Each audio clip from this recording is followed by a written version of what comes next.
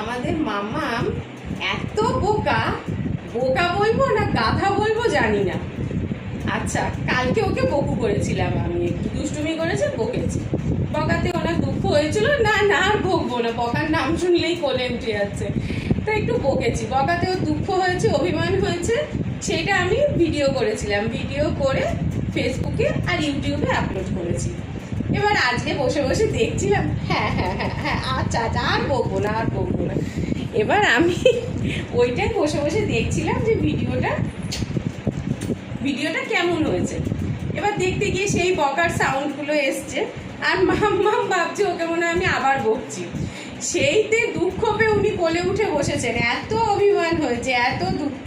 উনি এখন আর কোল থেকে নামবেন না, পুরো বাচ্চাদের মতন কিভাবে বসে আছে।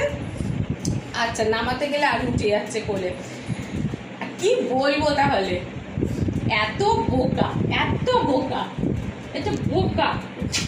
আজকে বকিনি তো, আজকে একটুও বকিনি তো, কালকে দুষ্টুমি করেছো তাই একটু বকু করেছিলাম। ও শোনা আমার